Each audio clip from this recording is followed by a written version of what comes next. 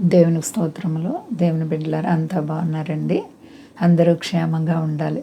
దేవాతి దేవుడు మన జీవితాల్లో అనేక మేళ్ళు చేస్తూ మనల్ని ఆదరించి కాపాడుచున్న దేవునికి కోట్లాది స్తోత్రాలు. నిజంగా భయంకర పరిస్థితుల్లో దేవుడు మన జీవితాల్లో అనేక విధములైన మేలు చేస్తూ మనల్ని ఆదుకుంటున్నందుకు ఆయనకు స్తుతులు స్తోత్రాలు. అంతా క్షేమంగా ఉన్నారండి.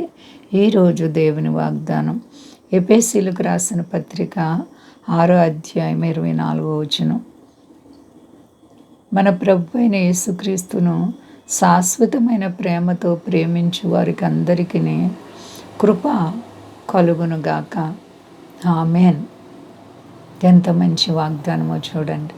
మన ప్రభు అయిన యేసుక్రీస్తు వారిని శాశ్వతమైన ప్రేమతో ప్రేమించాలంట.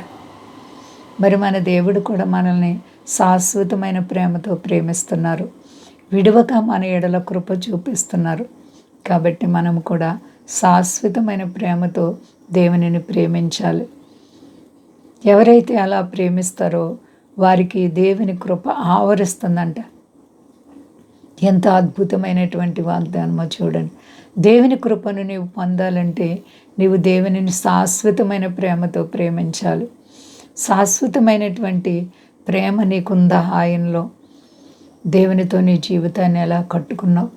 ప్రియమైన దేవుని బిడ్డ, నీవు ప్రార్థన అనుభవాన్ని కలిగి ఉన్నావా? విశ్వాసాన్ని కాపాడుకుంటున్నావా? దేవుడంటే నీకు భయము భక్తి ఉందా? దేవుని యందు నీ నమ్మకత్వం స్థిరత్వంగా ఉన్నప్పుడు నీ ప్రభు నిన్ను కూడా ఎంతగానో ఆశీర్వదించి కృప వెంబడి కృపనిచ్చే దేవుడు. నీకు శ్రమ వెంబడి శ్రమ వచ్చినా కృప వెంబడి కృపనిచ్చే దేవుడు. కృప నీకు ఆవరిస్తుంది. హల్లెలూయా. దేవునికి మహిమ కలుగును గాక. మన జీవితాలని ప్రభు అయిన క్రీస్తు వారి చేతుల్లో పెట్టుకుందాం. ఎప్పుడైతే ఆయన యందు నమ్మకత్వం, భయము, భక్తి, విశ్వాసం కలిగి ఉంటామో, శాశ్వతమైన ప్రేమతో ఆయన ప్రేమిస్తామో, అప్పుడే దేవుడు నిన్ను నన్ను మనల్ని కూడా ప్రేమించి మనకున్న అవసరతలు తీర్చి అంచెలంచెలుగా హెచ్చించే దేవుడు. దేవుడికి నీవంటే చాలా ఇష్టం. ఆయన నిన్ను ఎంతో ప్రేమిస్తున్నారు. మనము కూడా ఆయన్ని ప్రేమిద్దాం. ఆయన రాకడ ఆసన్నమవుతుంది. అంతా కూడా సిద్ధపడదాం. అంతా క్షేమంగా ఉన్నారు కదండి. ప్రార్థించుకుందాం.